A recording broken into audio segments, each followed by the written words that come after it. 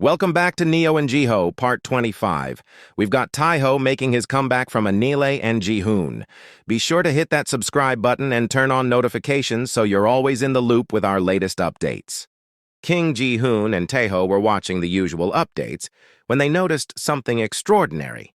The stock markets of King Jihoon's company were skyrocketing. Curious, Taeho pointed out a recent incident involving the new Botswana architecture. He proceeded to fill King Jihoon in on the details. After the television commercial aired, Neo's board meeting interview became the talk of the town. "Wow," King Jihoon exclaimed. "She is a genius." Taeho nodded thoughtfully. "I need to run a check on his company. I suspect this might have been a leak." Alert as always, the kind of presence that made a room feel guarded, even when no threat could be seen. The screen changed to a teaser. A bright banner ran along the bottom. "Tomorrow exclusive, Kang Jiho and Neo, the couple everyone is talking about." A quick montage followed. Neo's profile in soft focus, Jiho's calm face as he walked through a lobby, a blurred clip from the boardroom, hands clapping, a whiteboard, lines drawn fast and clean. The voiceover spoke about a young architect whose gift shocked the industry and a company whose shares climbed in a single afternoon. It ended on a still image of Neo and Jiho entering a building together, side by side. The king reached for the remote and raised the volume slightly. "Who are they?" he asked. Taeho stepped forward. "He is Kang Jiho, chairman of the Kang Group. She is Neo, the new head of architecture. She drew in the boardroom yesterday from a verbal description. The model matched her sketch." Queen Anele leaned in a little. "She looks very young." "She is," Taeho replied, "but talent like that is rare." The king nodded once, thoughtful. "What does the file say?" Taeho moved to a console at the side of the room and woke a slim laptop from sleep. He typed quickly, a rhythm he could do in the dark, the sound of practiced fingers on quiet keys. He had already pulled threads the moment the teaser appeared. Now he gathered them, one after another, public filings, supplier ledgers, donation registers that were not public at all, private notes from an old contact in a network room, a trace of a device that streamed from inside the Kang boardroom yesterday when it should not have. "There was a leak," Taeho said after a moment. "The board meeting was streamed, not from the official system, an external feed, clever, but not invisible."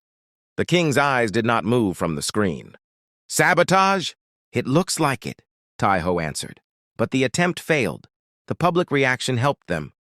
Queen Anele tilted her head toward him. Why would anyone try to hurt her? Taeho did not answer yet. He kept searching, following a faint line through documents no one thought were connected. In one ledger, he found transfers to old buildings with children's drawings on the walls. In another, he found a donor named Insu who did not seem to exist. He checked again, cross-checked, laid the figures beside each other like tiles on a floor. He straightened. "There is something else," he said.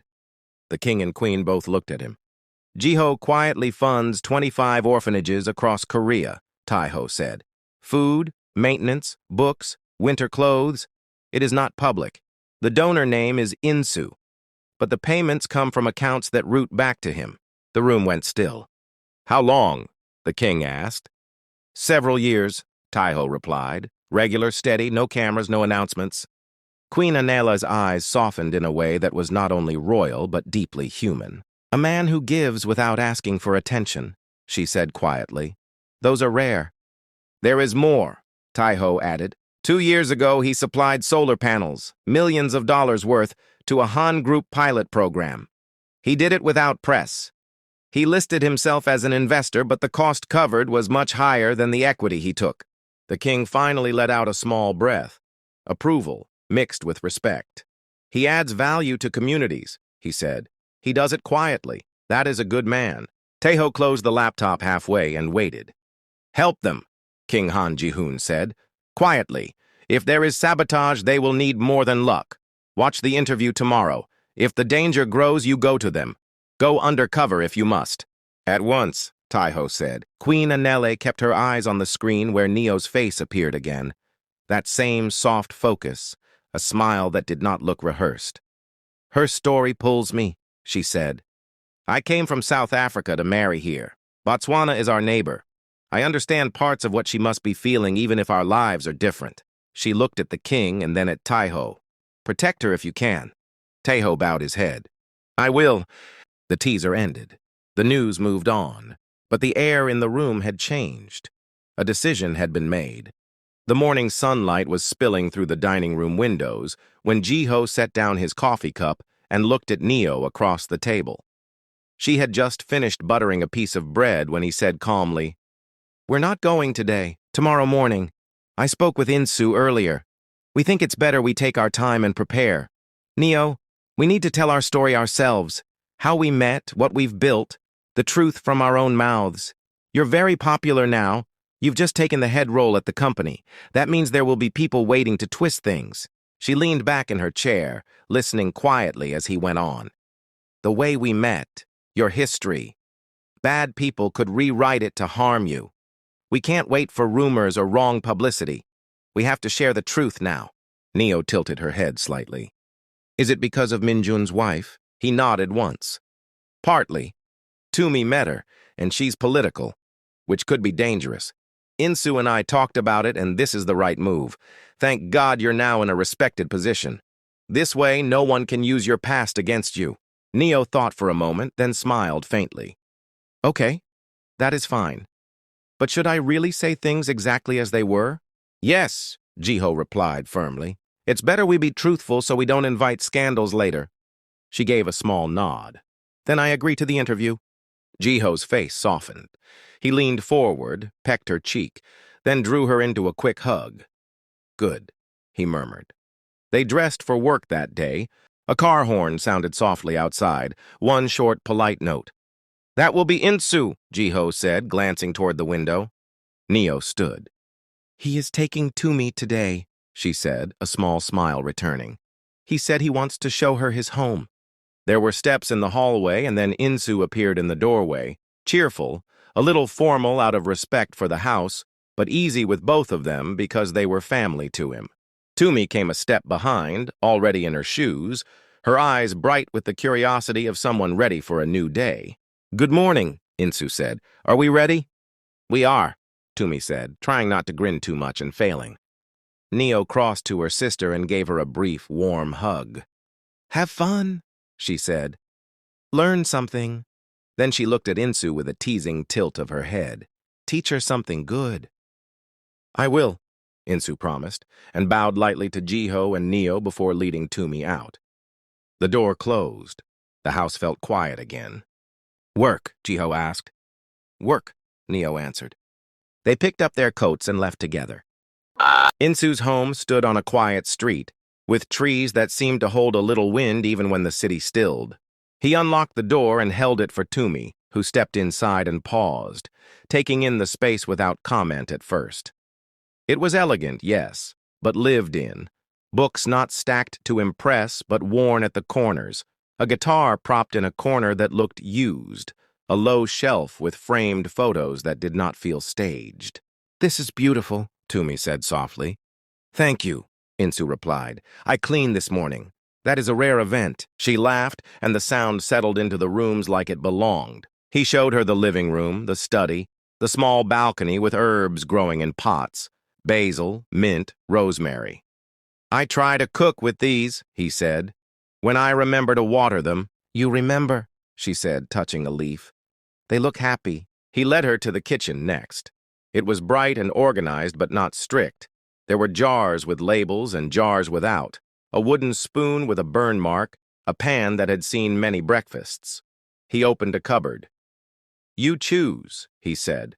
"We can cook together. That was my plan." Tumi looked through the shelves like a person released in a small market, pulling a few things with natural confidence. Chicken, tomatoes, onions, rice, and what is this? In the afternoon, they went out for a short walk. The city was bright. They did not go far, just to a corner where a street vendor made something hot and sweet. They shared it, tearing it in half, steam rising in small clouds. There is a softness that comes when you carry the same paper bag and laugh at the same small accident. The filling that tries to escape, the powder that dusts a nose. Tomorrow is the interview, Insu said finally. Yes, Tumi answered. She will be fine, he said. He will be beside her. She will be more than fine, Tumi said. She will speak truth. He nodded. Then so will the country hear it. They returned to his home for tea. He brewed it carefully. She sat on the balcony with the herbs and the soft wind. They did not speak much now. They did not need to. Night settled. Windows lit up across neighborhoods, 1,000 quiet squares of ordinary life. In one of them, Insu brought Tumi back to the villa. They walked the last few steps slowly, as if time could be persuaded to stretch. Thank you, Tumi said, for today. Thank you, Insu answered, for making my kitchen feel like a place to laugh. They stood for a breath longer than goodbye usually allows. Then the door opened. Warm light spilled out. Neo's voice came from inside, calling Tumi's name in that sister way that holds a house together. Insu smiled. Tomorrow, he said. Tomorrow, Tumi repeated and went in. He turned and walked back down the steps, a lighter man than the one who had climbed them hours ago. In the afternoon, they went out for a short walk. The city was bright. They did not go far, just to a corner where a street vendor made something hot and sweet. They shared it, tearing it in half, steam rising in small clouds. There is a softness that comes when you carry the same paper bag and laugh at the same small accident. The filling that tries to escape, the powder that dusts a nose. Tomorrow is the interview, Insu said finally. Yes, Tumi answered. She will be fine, he said. He will be beside her. She will be more than fine, Tumi said. She will speak truth. He nodded. Then so will the country hear it. They returned to his home for tea. He brewed it carefully. She sat on the balcony with the herbs and the soft wind. They did not speak much now. They did not need to. Night settled. Windows lit up across neighborhoods, 1,000 quiet squares of ordinary life. In one of them, Insu brought Tumi back to the villa. They walked the last few steps slowly, as if time could be persuaded to stretch. Thank you, Tumi said, for today. Thank you, Insu answered, for making my kitchen feel like a place to laugh. They stood for a breath longer than goodbye usually allows. Neo's voice came from inside, calling Tumi's name in that sister way that holds a house together. Insu smiled. Tomorrow, he said. Tomorrow, Tumi repeated and went in. He turned and walked back down the steps, a lighter man than the one who had climbed them hours ago. Meanwhile, Yura and Minjun's wife couldn't deal with this positive popularity of Neo, from the board meeting, now to TV show. Yura sat in the quiet corner of the Orchid Lounge, her phone in hand when Chaeyoung's name lit up on the screen. She answered without hesitation. We need to meet, Chaeyoung said, her voice clipped and urgent. Today, there's something important about Neo and her sister. Where? Yura asked. The Orchid Lounge, 1 hour. Exactly an hour later, Chaeyoung arrived, wrapped in a tailored beige coat, her heels clicking against the polished floor. She slid into the seat opposite Yura, placing her phone face down on the table without a greeting. We have to punish Neo and Tumi, and it has to be public, Chaeyoung began. Yura leaned back slightly, her expression calm. Punishment isn't what I'm interested in, she said evenly. I'm interested in getting Jiho back. Chaeyoung's mouth curved into a thin smile. Follow my plan, and you'll see Jiho come back to you. Go on, Yura urged.